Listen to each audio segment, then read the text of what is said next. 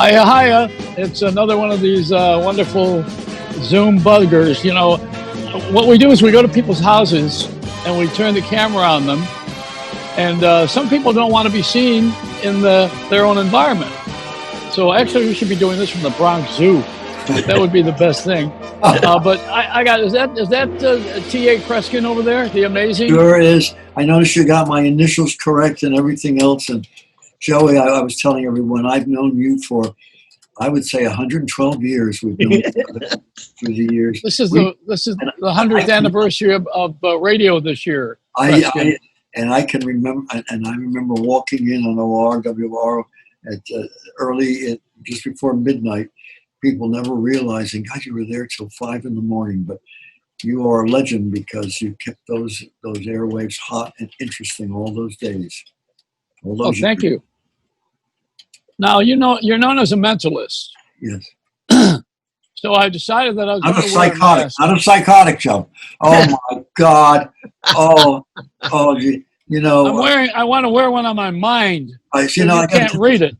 I'll tell you something, Joey. You don't have to cover your head for me not to be able to read your mind. No, I didn't mean. I didn't mean that anyway.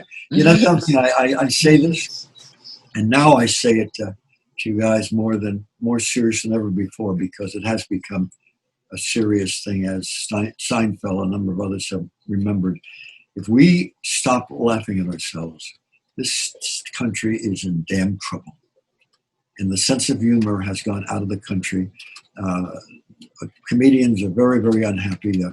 Seinfeld, as you probably know, announced 2 years ago that he will never work at a university again. Now 7 more comedians have come forth and said, we agree, we will not walk into university.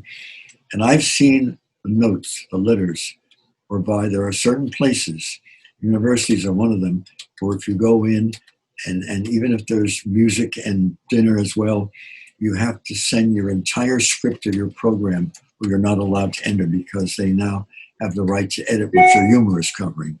So it's a slightly different world today. That's all I can say. Well, you know, we have Jay Sorensen here, and Jay and I have been doing these things lately where we talk to amazing people. You're not the only amazing person, you know, but you are the amazing person. We have many of them who are quality people, and we talk to them. A lot of them have tried to get by suspiciously wearing bow ties. Oh, they look like they're from the lost generation. I got to tell you about this. I tell you about the bow tie. I don't wear bow ties much anymore, but those who remember me early in my career, in my teens and 20s and 30s, will remember when I walked on Carson or Douglas or Steve out on the shows and so forth. I always had a different bow tie, and this Friday is National Bow Tie Day. So I thought, I went into the drawers in my office for the first time in 30 years and pulled out a bow tie to wear. But you remember that time when everybody wore bow ties? Yeah, well, I thought you didn't get our instructions. We said you need some Botox. Oh, Joey, I always felt that you should not go into comedy, but that's all right. We will. Good one. Well, let me cross the threshold. Thank you for saying. Yeah, let me get I like that figure that went up like no, but that's a good line. That's a funny line. It is. Oh, well, good. Let's rate the material as we unfold. My family, Joey, on my father's side of the family, my family is from Poland. My father's name was Gorczyca, which means mustard seed. And I could not figure out, when I wrote my first book, I couldn't put it in. I couldn't put it in for years until I finally talked to old timers in the family. I couldn't figure out how the original name was Kreskin, like the department stores, except right. We had no financial interest in them, what have you. So I didn't want to be associated. I wanted to have my own original name. But at the same time, I thought, where did this Kreskin come from? Well, it's a story that the old timers would understand. My grandparents understood this. When people came into this country and went through security and so forth, customs, a lot of times the person interviewing them did not understand what they were saying. They had to sign, like my grandmother had to sign her name with an X. That's the way she signed it. So she was getting in Bethlehem, Pennsylvania, where at one time I had 84 relatives on the Polish side of my family. She's getting insurance. And as I'm told by a member of the family who was young then, the insurance agent was saying, "Madam, what's your name and what's your name?" And she didn't speak English. She never did speak English. I loved her dearly. And finally, when she said Gorchitsa, he wrote down Kresge. That's the way many names change when people came to the United States. Yeah, my mother's side of the family, my father's side were from Sicily and Italy, and my grandmother was a chef for royalty in Italy. And you can imagine after Mass on Sundays when there were 16, 18 of us around the kitchen table. And in those days, I mean, sauce was not cooked in 4 or 5 hours. It was cooked in 8 and 10 hours. And you had this meal with all these foods there. It was royalty that was eating, believe me. And by the way, my favorite dish still is spaghetti with meat sauce. My second favorite dish is spaghetti with meat sauce. Well, I have news for you. I didn't know you were half Italian, or I would I would have only spoken to one side of you. But you know, there's a definite difference in Buffalo. Buffalo has the biggest Polish population, I think. Chicago probably because of the size of the city. Chicago, Milwaukee, Buffalo, all these big places where people are raised with industrial people who work for a living. You know, remember that? My family worked for the Bethlehem Steel. Well, the Italian people, my father did too. At one time, I think it was Republic. But you know, my grandfather was in labor. No, he was in management. My father was in labor. They didn't talk to each other for about 14 years. Yeah. People get into arguments. My father was a fighter. You know, came over from the old country. The old country now, I don't know what that means. That means Jersey, I guess. You know. But when you live New Jersey, yeah. Well, you know, when you were Italian, you were raised both Polish and Italian, you know, and probably having that kielbasa Parmesan wasn't really good for you. I would say pierogies. Oh yeah, pierogies. Those are raviolis gone wrong. That's a good Polish joke. That's oh, thanks. Good. So now are we in your home right now, or are you just renting the space? No, this is. I have 3 homes all attached. One building are my 2 offices. I've got 17 rooms, and this is my secretary's office and so forth. And yeah, it's home. Well, I should tell everybody that you have a Christmas tree year round. Well, and it's decorated year round. Well, no. Well, I love Christmas. Christmas is so much. Do I like Christmas that I have 4 Christmas Eves every year because not everybody can come. As you come to some of them, because whether you come a month later, whenever my schedule is open, I still treat it like it's Christmas Eve. That's nice. There's a great joy in touching each other and being in. You know, that's the sad thing as I talk to. Yeah, not this year. You're not going to touch anybody. Well, you know, you can't get close. Are you going to have the party this year? Of course I am. I had a program. I had a program 2 months ago for a medical group here in Essex County, New Jersey. It was all medical men, and they said, "Kreskin, let's forget about that right now." I shook hands with 12 doctors, 4 times, and none of us have gotten that ill. One became mentally ill, but they felt I had nothing to do with it. Well, you know, every Christmas, for everyone to know, Kreskin has a gathering at his house, and he has a sing along. You know, we hand out these sheets, and we sing all these Christmas carols, and you play the piano. Yeah, and there's folding chairs and couches, and it's a living room with festive. The most moving meaningfulness of Christmas ever came to me. Now I treat Christmas, even if it's done at the only other day I have off is another Saturday early in February. When people come to that 4th party that were not the others, I can't have everybody at one party. They come like it is Christmas Eve. But the most moving that ever took place in my life was when I was touring Saudi Arabia, and I've been told I'm going to tell you about my new book right now, but I'm told you got to write a book about that. It was an incredible experience. 5.5 years I toured Saudi Arabia, not all at one time, but I would fly home for 2-3 weeks, fly back to Saudi Arabia and what have you. And one of the most dramatic stories was it was a few weeks before Christmas, but I do not work Christmas Eve. I don't work Christmas Day, but I was in Saudi Arabia 3 or 4 weeks before. And these gentlemen, these men were fixing the stage. There were 6 or 8 of them. I don't believe they were Saudi. I thought, well, maybe they're from Africa or what have you. So I'm sitting at the piano, and I talked to a few of them, and a few of them speak English. And I said, "Oh, where are you from?" "Oh, they're from Africa." They were each of them from Africa. Nice people, kind people.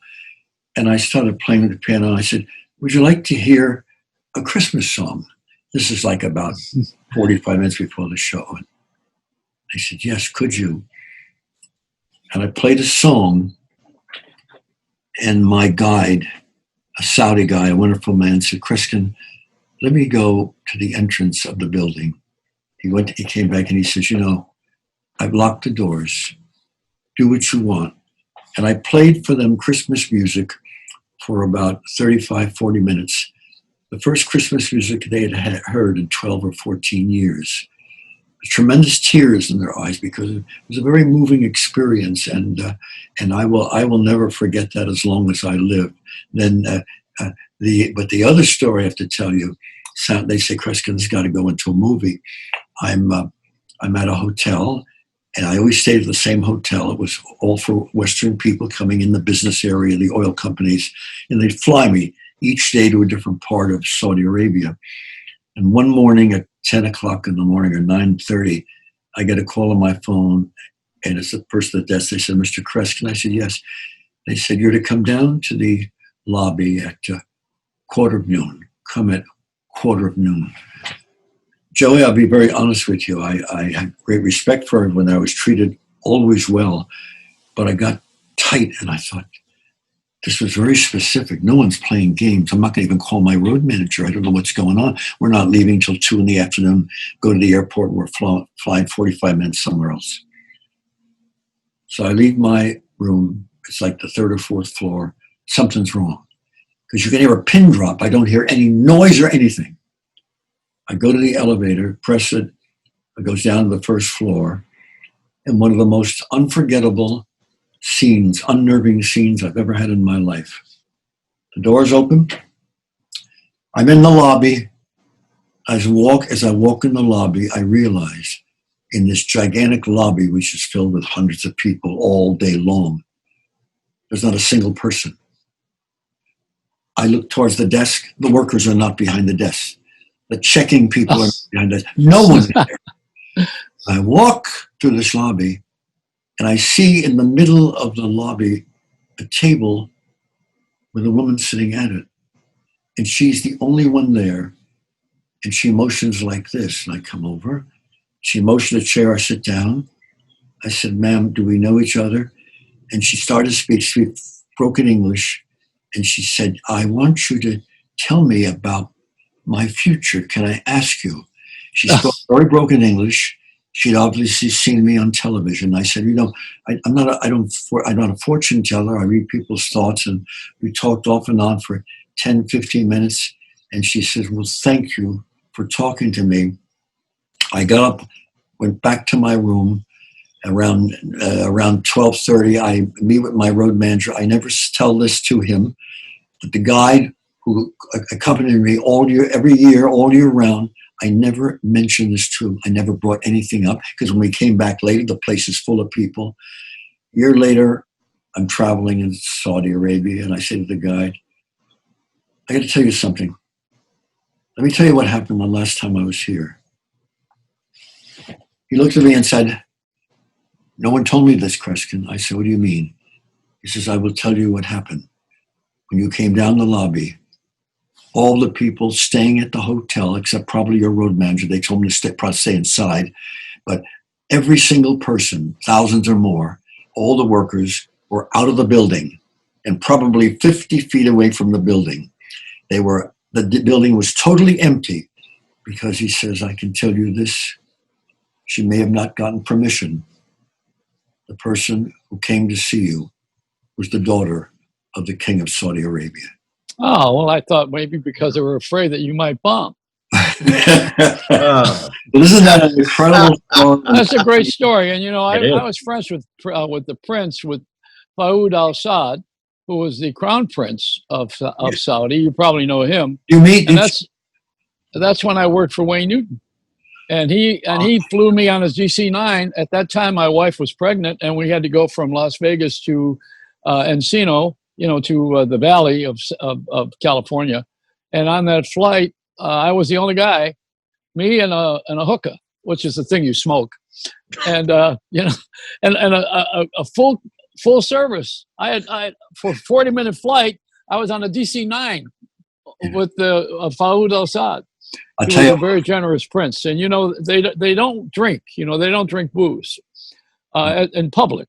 So we wanted to flatter him, and we ordered the Dom Perignon, and it was not the right thing to do. Wayne would not go on if the hotel did not bring him Tappingers. Now that's how fussy this is.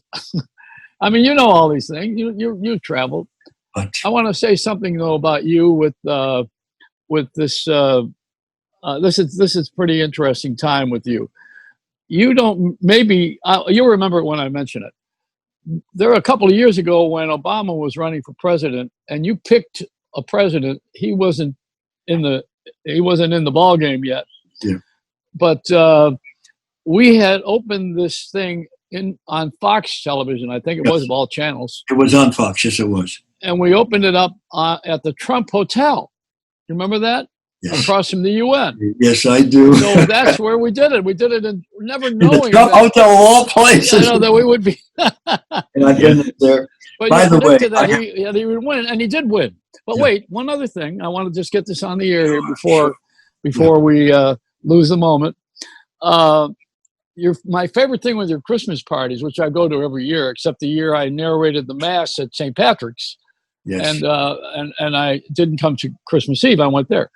But you had invited Myra Channon, my producer, and her husband. and I was Mother about Wonderful. to mention her. I was about to mention Myra to you. Yes. The funniest thing was you got these two Jews singing Silent Night. That's right. But those And were- then it was announced that Irving Berlin was Jewish also when he wrote White Christmas, which is a little bit more and benign. Easter parade. And God bless. Yeah. Yes. But then I had David. Remember David Randolph? He loved you. He was a conductor at the Carnegie Hall, and he conducted Handel's Messiah 175 times. He was a Jew, and I said, "How could you do this great Christian music?" And he says, "Oh, the music is not Christian." He said, "The words are.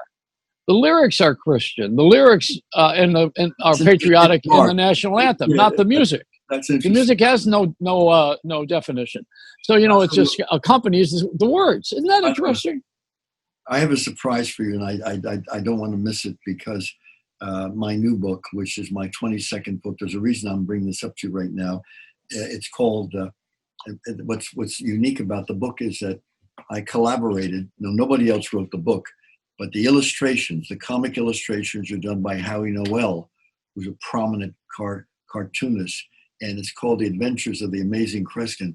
I just thought you'd find that an interesting cover because he painted that himself. Wow.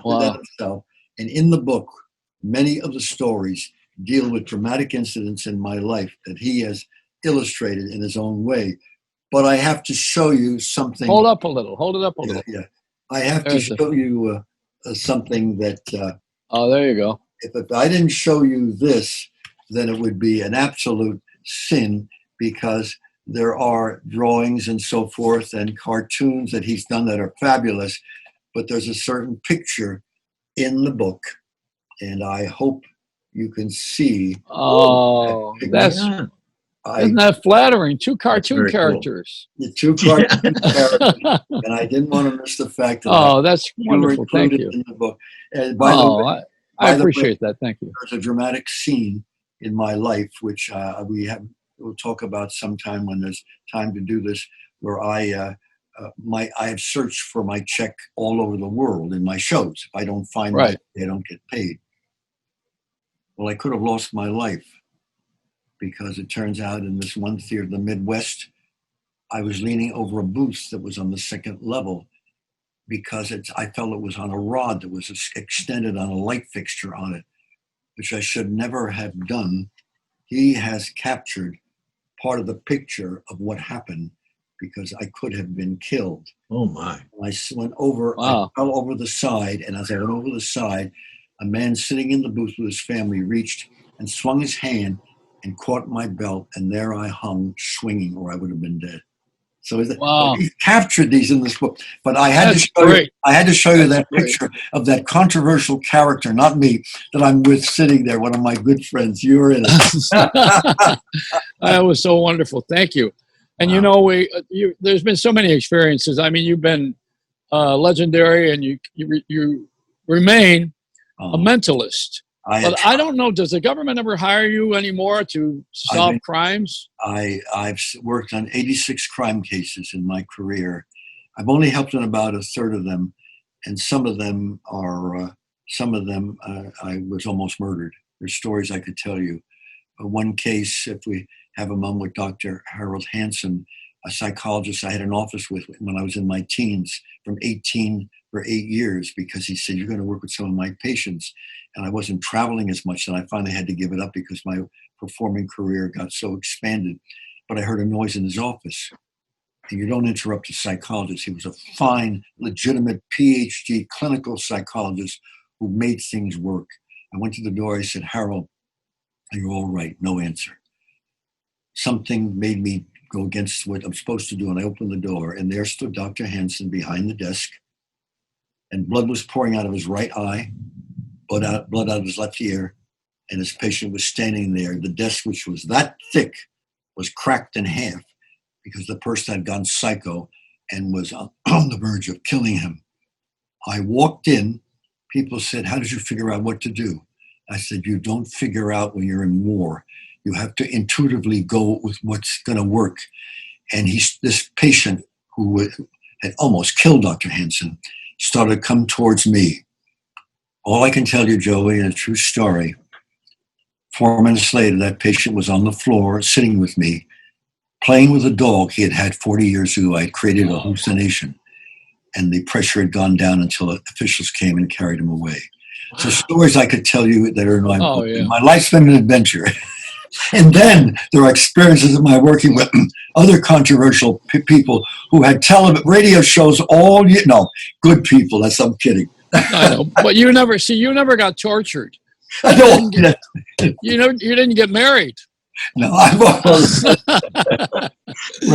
but you know, Joe, you and I, my life, we've had an adventure together. You are legendary. You mentioned Myra Channon, who booked guests for yours all through the years. Yeah. I would come. I got a hint on this. I got to finally reveal this. I'd come on the show. The show would go on at 12 o'clock, Joey would, but I'd get there at 11:15. And Joe would have a different guest each hour, but a lot of times I would stay all the hours, and the people that were guests couldn't figure what was going on because each of them had written books.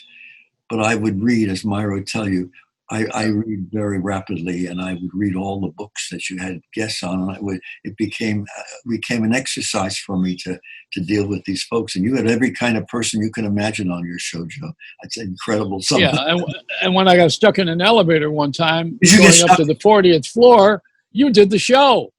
Oh, you remember that? Remember that? That was on a New Year's Eve, I think. That when you got stuck in an elevator. And I will, Joe, don't anyone start a rumor that I created, even though I was working on. No, I had nothing to do with it. Right. You were on the air. Now, you know, Jay, you probably want to know something about your mental condition. Yes. No, Jay's a good guy. Jay, by the way, Jay was one of the people who carried me out of a restaurant because I have a hearing problem. I have a high level of hearing, and it's no joke. One crime case I was called in on in Bethlehem, Pennsylvania. I met 2 or 4 of the detectives just a few weeks ago, a couple months ago at a medical affair here. And they said, you remember when you worked for us? I came into this place where the slot machines were. Siri quietly played a slot machine, which I never played before, because they wanted me to hear and listen to a conversation that a group of criminals, 6 of them, were having at a table. The place was filled, but I heard every single word that was being said for the 45 minutes. So my life, the hearing though, is a problem when it's loud. I just, as you know, I can almost lose consciousness. Yeah, well, that was at a party for Michael Imperioli, Jay. Yes, yeah, he was doing a reading. He was doing a reading that night. Michael Imperioli, who starred in The Sopranos and many other TV shows, and a band was playing before and after him, mostly after. Wow. And it was, I can't even describe the kind of music it was. It was very left field, more than new age. You even say it was music? It just was I'm sorry. It was loud and high pitched, and I can't hear the high end either. I wear hearing aids. And it was hurting my ears. I had to take my hearing aids out. That's how bad it was. I have to tell and you had a reaction to that music that I was stunned by. I'll tell you something. Musicians have told me that about 30% of musicians have lost part of their hearing because not knowing, and everybody nods their heads because they say yes early in their careers. They don't realize you got to wear earplugs instead of being on the stage. Yeah. And when you're in radio, it's these things, the headphones. The headphone. But a lot of musicians early in their career did not wear earphones, and their hearing got damaged. Yes. The music was so loud. Yeah. Anyway, but we go on. We were very afraid that night that you were really having a major problem. I got calls after that. But anyway, I'm okay. Good. One thing that the psychiatrists say, there's nothing you can do about the damage there, but everything else is working well. Well, that night we called a priest, and he came over and he leaned over and he wanted to hear your confession, but you told him his. Oh, yeah. One of my lifetime heroes. Bishop Sheen.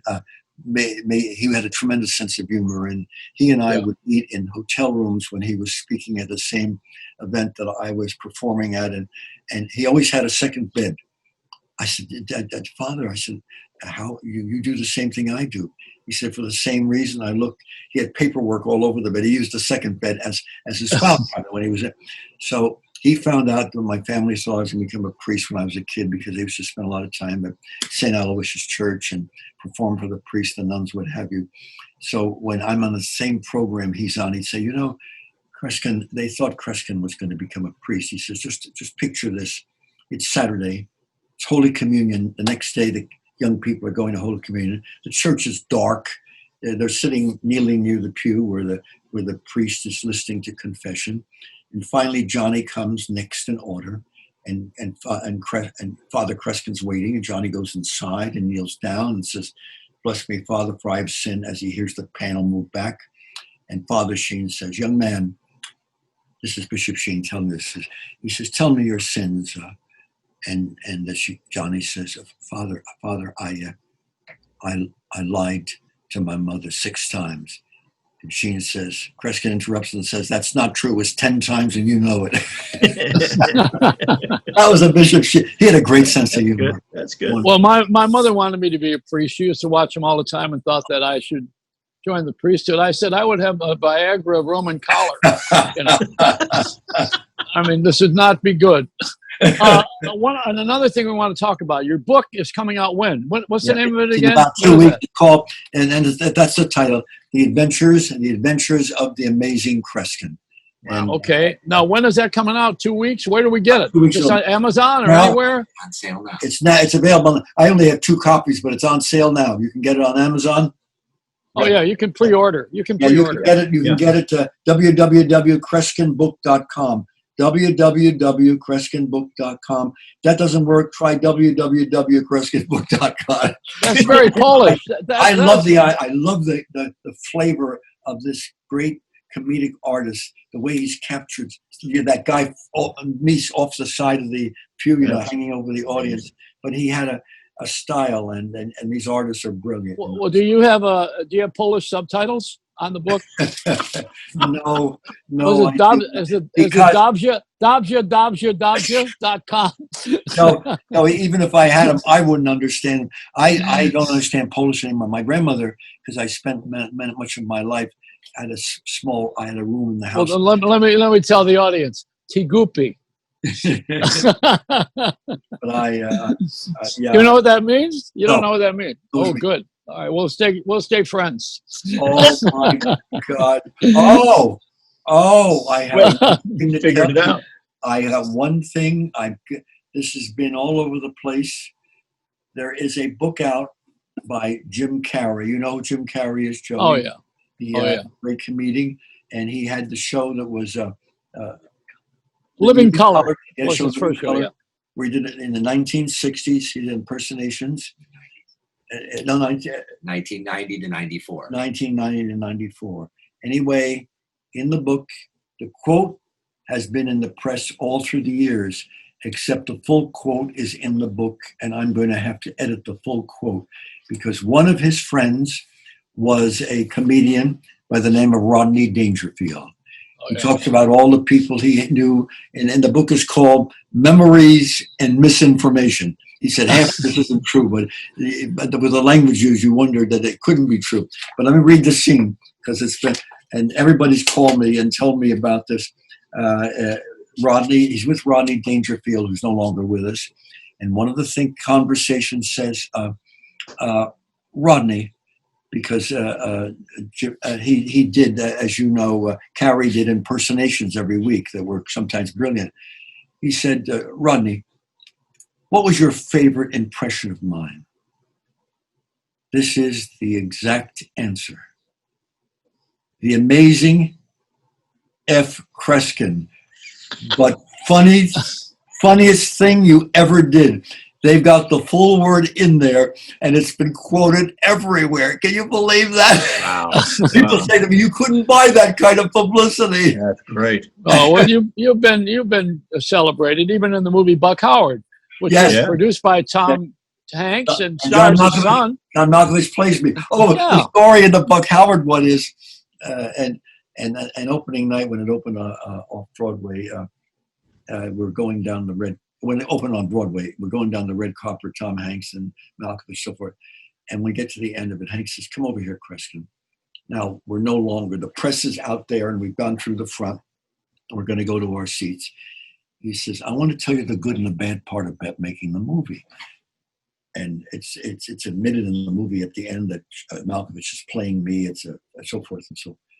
And Hanks is the nicest man. I thought, good and bad part. What is it, Tom? He says, well, the good part is that John Malkovich has studied all your emotions, all your behavior. He was truly passionate about it. I said, yes.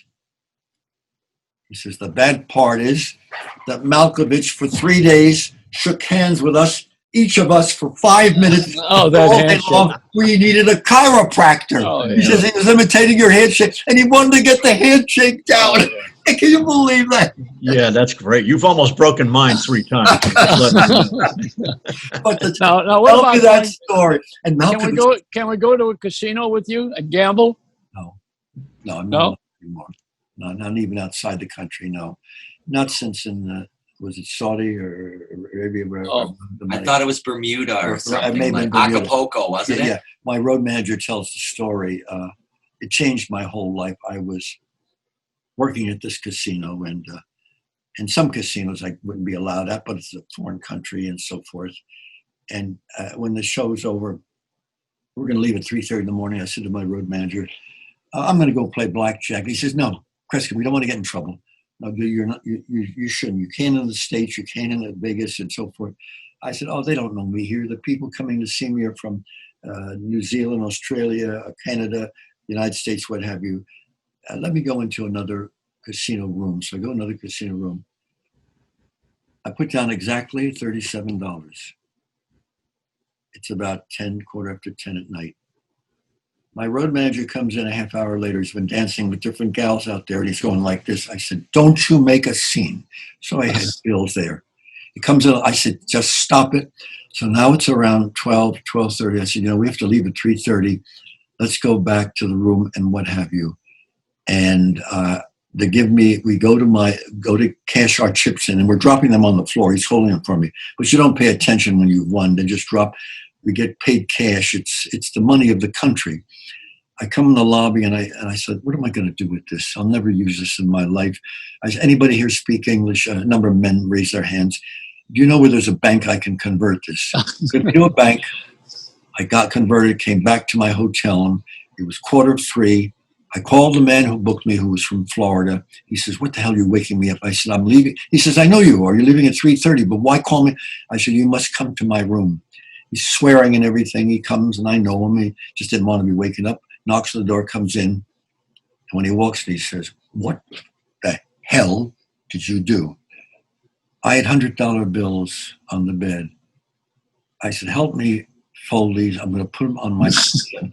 Because if they open a suitcase and find this, they're going to investigate and say, what did you abscond with money, what have you? I started with $37, and when I left the casino, I had $22,400. So that's that. Anytime you want to play, Joey, anytime you want to play poker, I won't even touch the cards. Well, how do you feel about what's going on right now with this COVID virus and the pandemic? I haven't heard you say anything about it. I saw you wear a bulletproof vest, or was that a backpack? Remember that, a bulletproof vest. Yeah. Once in my life, I was called in on a case.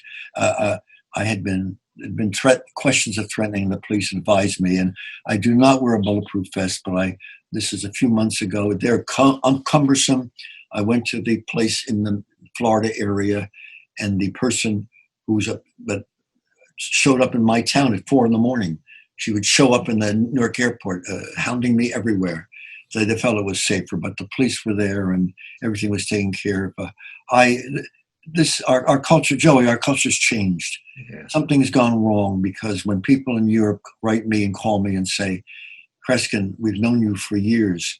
How in a New York City or a Portland, Oregon, can buildings be destroyed and not stopped? Isn't that part of the freedom of your country, that where you live is safe and what have you? And that's not the case anymore, Joey, because we're at war, and the war is not. It's not just, yes, our politicians. Yes, and I'm not. By the way, I just want to make it clear, I'm not against politicians. I just wish that most of them had been on the Titanic. But anyway, who's going to win the presidency? Let's cut to the chase here. What I'm going to do is I'm going to do something I've never done before in my life.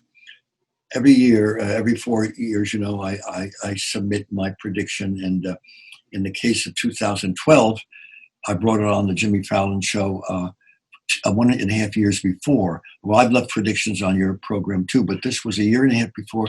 The last one took place. It's a story in itself that I can't even quite go into, but it's traumatic. But I never announced my predictions, because people think that I'm now promoting one of the people, and you can't win with politics anymore.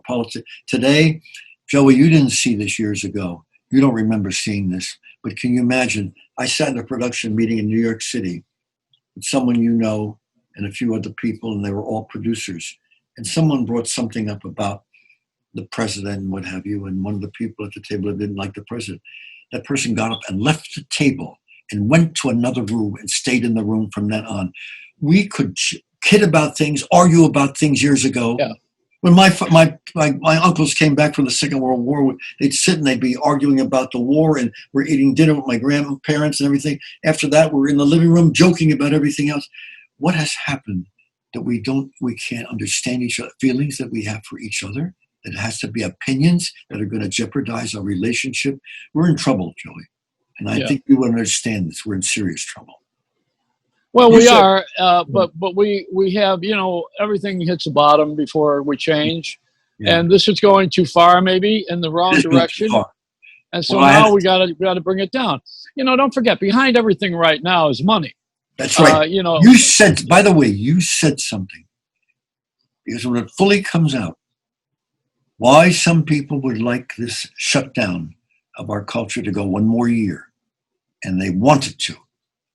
And 4 of them are with major companies, because the companies have, in the past 3 weeks, each taken in over $1 billion. Oh, yeah. Don't think there's not money involved. No. And even when there's a sexual crime right now, where there's a will, there's a lawyer. and you're always going to find one, you know. And I want to mention one thing before we leave here today. I mean, I want to get this in because I think a lot of people don't know that Karnak on the Johnny Carson show was you. Johnny was a magician amateur, and he respected you because you could do tricks also. Not that what you do in your What happened with Carson is when Steve Allen left the Tonight Show and went, he had it before Carson did. Steve Allen was on the Tonight Show after Jack Parr, and then Steve Allen left and went to Los Angeles at night and was doing a show late at night. And the college students, we watched it, everything else. I was already performing, and Johnny Carson took over. And Steve Allen heard about me, flew me out there. People didn't know me except in the New York area because I wasn't known nationally. And Steve Allen says, this young man has an unusual gift. Would you welcome Kreskin? He was not amazing. Carson gave me that years later. I walk on like a know-it-all. I look at the camera. 1960s, the lights are hot. And I'm walking towards Steve Allen's at the other end.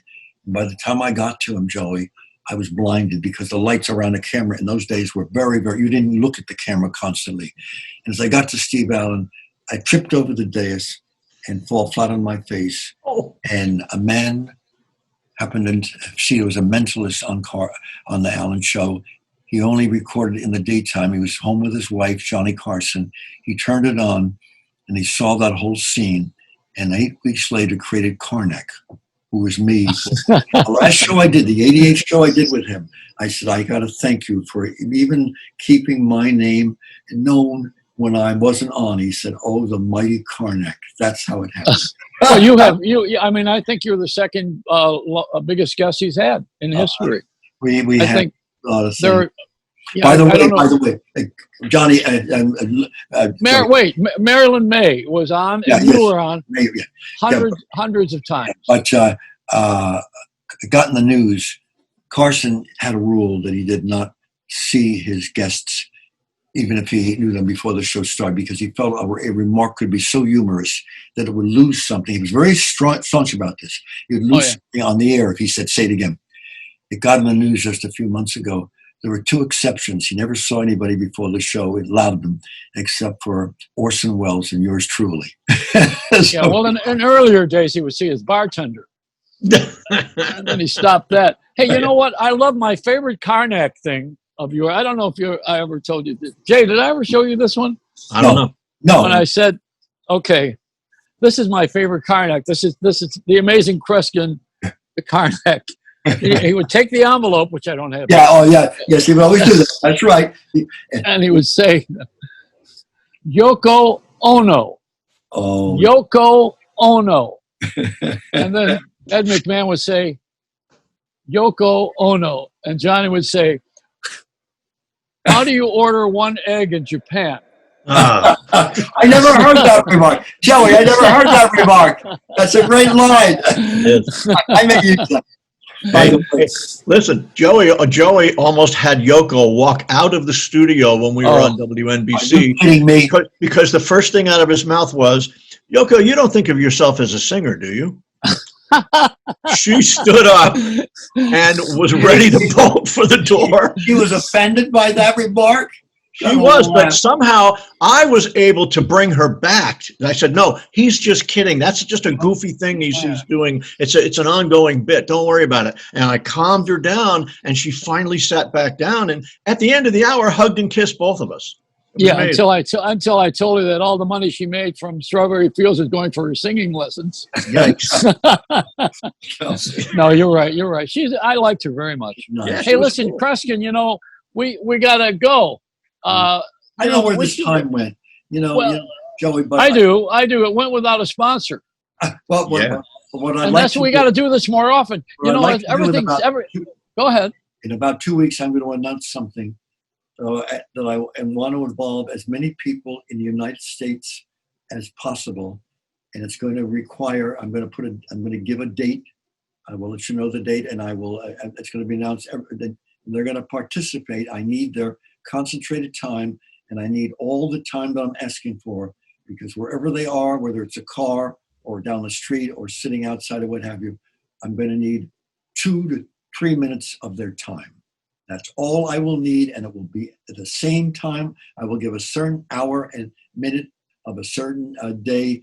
It's going to come up in a few weeks, and I'll let you know on the air so that all your listeners can file it away. I'm going to need a minute to 3 minutes of their time, and what I have in mind is something I've never done before. Well, I may never do it again if I introduce it on Joey's show. Yeah. Well, you know, I know that you've been sleeping under the Lincoln bed, and is he going to win re-election? Lincoln? No, Joey's a character. It's a good thing he never. I mean, the serious that you never worked for the mafia, but no. Well, I love you. You're the best. And you know, if you want to know something about the future, what you should do. What? I got something special when we come back on the deals. Go ahead, say it. No, we're coming back on the incident right. that's going to be devoted to. The incident that's 2 minutes, 3 minutes is going to be dealing with the political campaign in the coming election. And I think, Joey, you're going to say, oh my God, who would have thought of that? To be continued. If that's not a cliffhanger, Joey, then nothing's a cliffhanger. Oh, I know. Well, you've always been right. So you've always been right. And I hope this time you're left. Be the good Lord willing, as I said in all of broadcasting, we won't say goodbye. We'll say to be continued, Joey. Now, what did Bishop Sheen used to say when he opened the cape at the end of the show? What was it? I don't know. What did he say? What was it? And may the Lord be with you. Remember, and God be with you. Remember that? He always said, "God be with you." He was and he opened that cape. He was a priceless man. He was great. I love that man. Well, I'm happy that we were able to talk today because you're a great friend and also a wonderful conversationalist. True friend and to be continued. I'll talk to you. Couple of weeks, Joe. We'll let you. Okay. Make sure, though, when we talk the next time you've taken a tranquilizer, maybe a sip. No, I'm only kidding. I'm only joking.